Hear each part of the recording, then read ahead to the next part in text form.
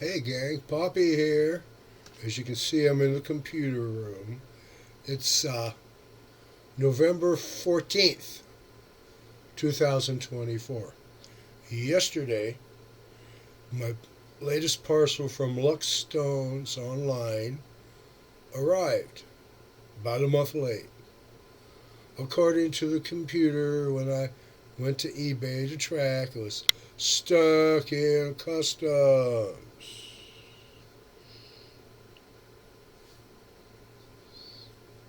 Uh, eBay wouldn't let me send a message to Luxstones using the word ass because I said that customs had their head up there. They made me change ass. So the message went out, had their head up their nose. Yeah. Anyway, there you saw by these shots, the stills, before I started talking to you. Uh, the weight's good. Yep, the weight is good, and it is crystal. Yeah, stuff is crystal. Um, Not much of it looks like really window glass, clear crystal. Most of it looks a little dark. Yeah, dark crystals. Yeah, and I stopped looking at around 90%, and they all got color on the glassy faces. About 90% of the way through, I said, there's enough here. Okay, now I'm going to pick up, here it is.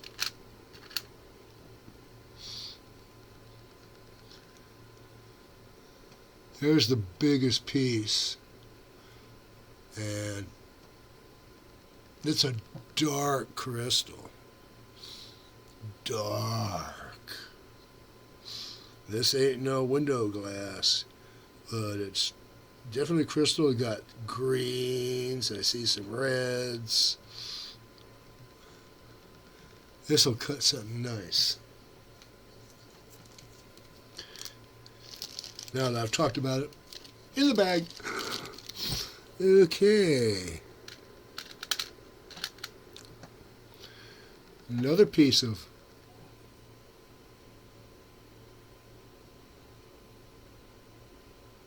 anyway, another piece of crystal. It looks like it's got a tinge of dark in it. Like I said, the crystal for the most part.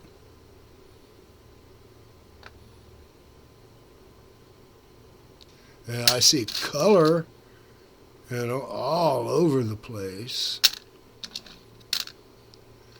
And I don't know if it's from the washing, tumbling in the cement mixer, or if it's naturally occurring on all of these pieces, but more than half of them have this soft brown mud. It could be from the cement mixer. They take cement mixers and they chop the mixing veins out of the drum and smooth it up, and then put the diggings in it and a bunch of water, and they leave it run, and run. It causes some fractures, I imagine that mud could wash off of something and pack into intricacies on other pieces. but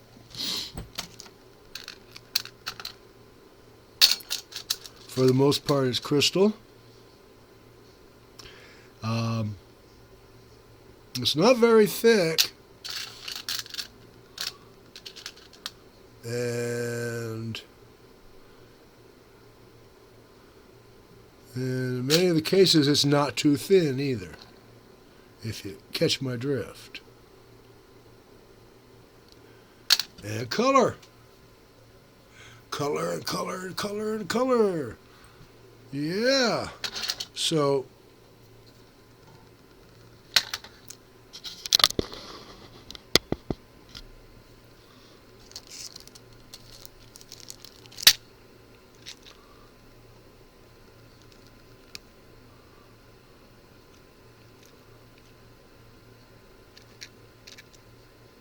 there we are.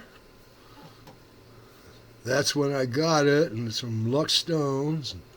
That's his number there. $4.25.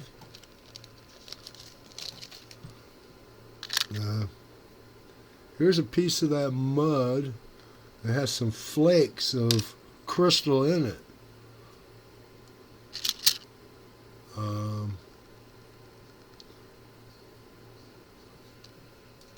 Let me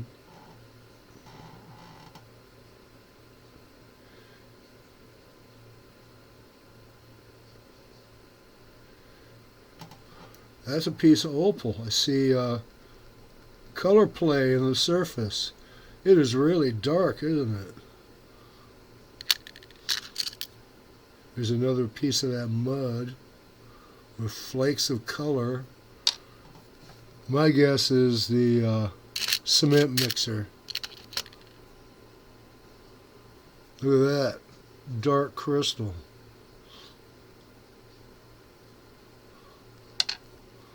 Oh no. I mean, I'm basically happy with this stuff. If I could just get bigger particle size, like, that bigger. At the same price, of course. Not going to happen, but, you can always dream. And you see a lot of it. You can tell it came out of a seam.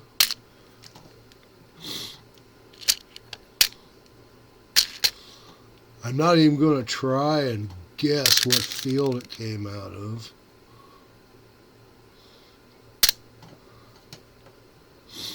I mean, I've heard that stuff from one field, which is like unobtainium anymore, right? This would fit the description of that stuff. But I doubt it is. Hi, I'm up here. Yeah, they're up here.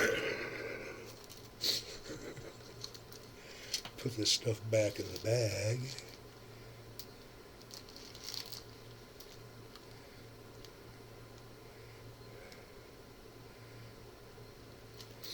And it isn't all filled up with weird, Star Trek Pringles shapes. I know, fried tube grubs. If you can guess which species from Star Trek that would probably eat a fried tube grub,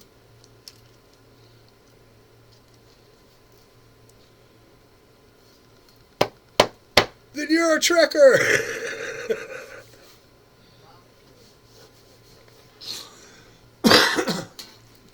So anyway, that's... Oh, goddamn. What? No, I'm talking to the camera. Well, that's why I talk to the camera. So anyway, still next up is this piece. The extra from that parcel I got from Jackson in England. And I've got a whole bunch of stones dropped up from my last parcel I got from Lux. I'm still cutting the first parcel, and I ordered more. And amazingly,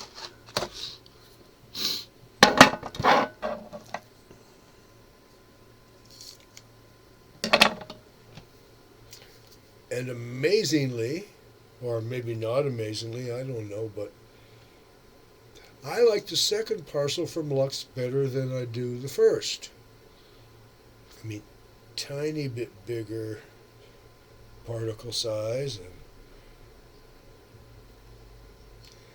slightly higher percentage higher of color visible before cutting. So all in all, I'm still happy with Lux Stones Online.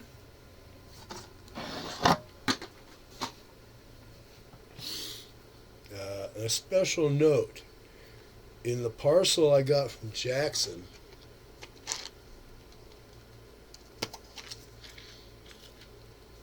there's some really odd shaped opal here. I mean, there's this piece of dark something.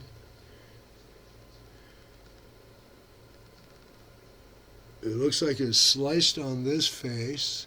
Notice how flat that is. And here's the other face. Now you see those holes there? They're naturally there. That was soft, creamy colored mud. I mean, this almost looks like a fossil to me.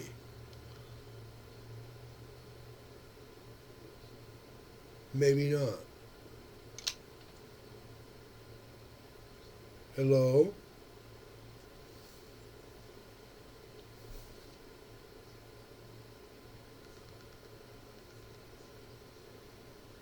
Camera woke up again.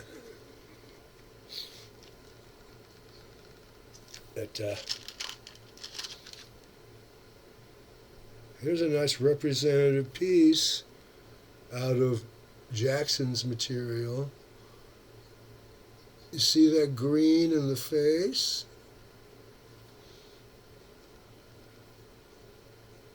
And it's black.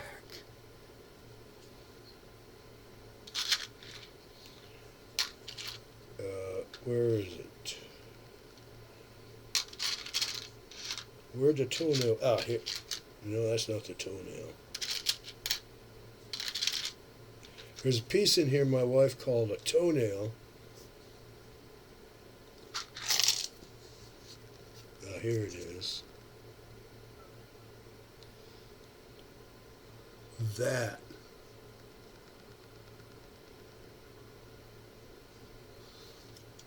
I mean, sort of shaped like someone's toenail, right?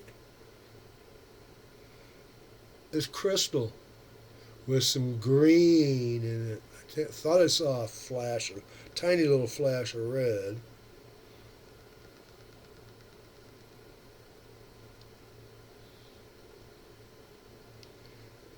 I'm wondering, seeing as how I know how belemnite was created, volcano, buried, Australia, meters deep in volcanic ash, and it was really, really, really high content silicon dioxide. The silica likes to lumped together in little balls. That's the differences in the colors. The really, really fast moving small balls are your blues. And those bigger, slower are your reds. And between them is your mixtures, various other frequencies, because that's what it is the frequency of the vibration of those little clumps of silica. We call it silica gel. And over a long time, rain washed silica gel down into the ground, and it found voids. You see tree trunks, belemnite, and seashells. The silica gel replaced that piece of wood. That Squidward tentacle. That's what belemnite is. Those are squids. Think about it real hard. There's nothing hard on a squid but its beak. Nothing. So that bespeaks the truth of gigantic volcano burying Australia in meters and meters and meters of volcanic ash. Because those squids had been dead one day. Even underwater, something would have been eating it. One day in that hot Australian sun, it wouldn't be all nice and round and you see the little suckers. No. So that bespeaks the truth of a big volcano buried Australia. The inland sea, that's where they're getting the clams, belemnite. That piece called the toenail, I looked at it, and the only thing that could shape it that way and leave the void for that was the mantle from a squid. You know, the legs come up here, they come up out of this skirt or kilt or cape, whatever you want to call it, and the body goes up and there's these two little wings. The eyes are down here, just above the skirt. They call that, the scientists call that the mantle. That's the only thing I can think of to cause the shape of this. And looking at it, it's not very thick. Here's another piece. This is black. And you see blue in there, don't you? Ooh. See that blue?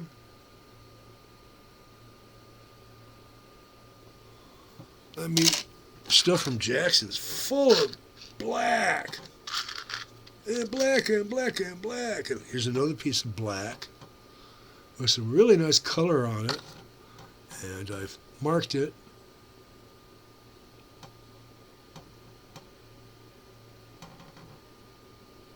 See the Sharpie lines? Well, maybe not, but I've marked it for sawing. It's pretty much going to be that shape.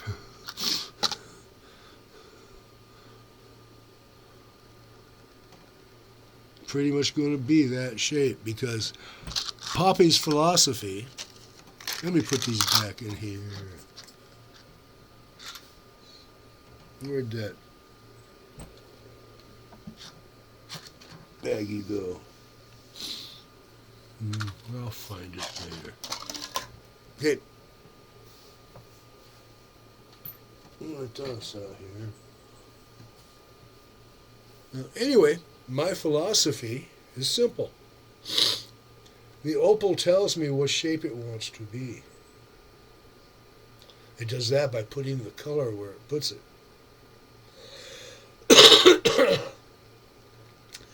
And then if I get too big of an idea about it, it'll throw, boom, pocket of sand or a crack, just to keep me on my toes.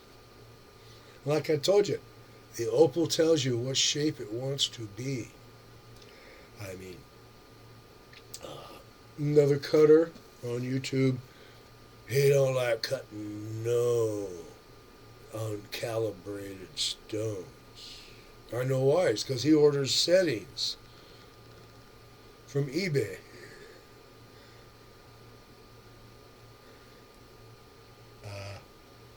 I didn't have that problem. I never, ever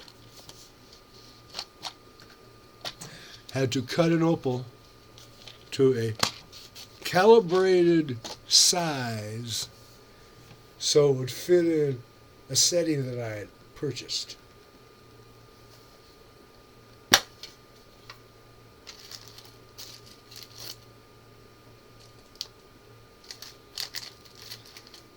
Well, anyway, Jackson's stuff is in that pudding cup.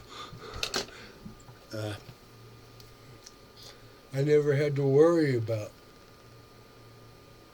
cutting it to a calibrated shape and size because, like I said, opal tells you what shape it wants to be. And the fact that in my earliest career with opal, I go to the rock shop, pick a couple or three stones out of the $2 a gram tray.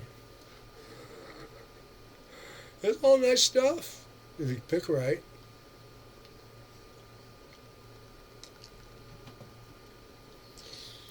I think I asked once, and the lady running the place said it was better potch and color. You know, it was mine run. That's everything they dig that day.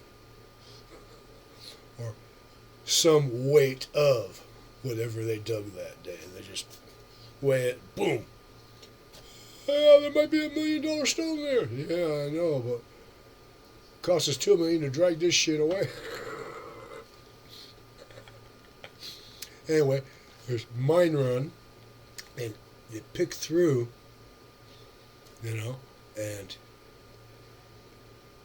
if it's potch and you see color, potch and color. If it's nicer, it'd be either bigger or brighter or really thick color bar. Dream on. You'd have to have a opal fossil for a tree. It got that fell and then was covered by the ash. Anyway.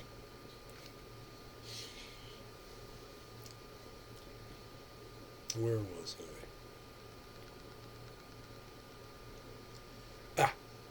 I never had to worry about cutting a calibrated stone because I slung wax. That's lost wax casting. It's a slang term for someone who creates the wax patterns for lost wax casting with lumps of wax and a hot tool. I developed a style, organic, flowing. If you've ever seen pictures of the roots covering the buildings in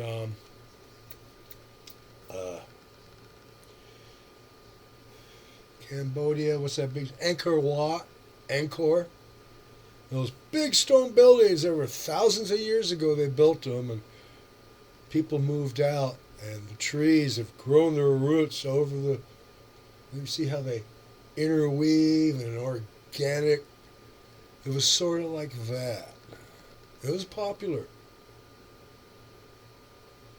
Put a $2 piece of opal in it. Less than $2 for the silver, which I bought at the same rock shop. 2 days' work, $20 custom-made opal ring. I saw a lot of my product around the high school. One ring I sold at a shop downtown. It was an opal. It was in a deep setting, and I oxidized it with bleach. Now that's another story. Oxidizing silver with bleach. Anyway, and it brought out the color in that stone, even though it was buried and black all around it. It brought out the blues and the reds in that thing. Oh, it was beautiful. I sold it downtown. About a week later, I'm in class. Teacher comes over with this girl and says, "Look what her boyfriend bought her in San Francisco." My, that is nice. How much did your boyfriend pay for this? Really, that much? Wow. He must love you.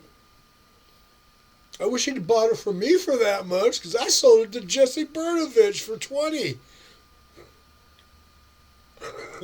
Yeah.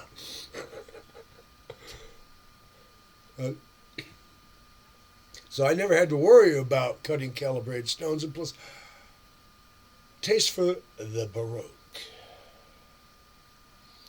which sort of helps, considering the philosophy is the opal tells you what shape it wants to be.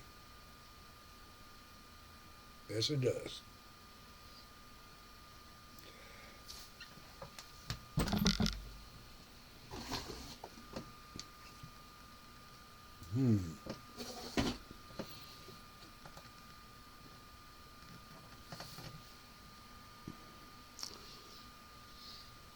No, maybe that box is out in the shop. I had a whole bunch of stones dopped in a little plastic case. I think I left it out in the shop when I was out there last. Anyway,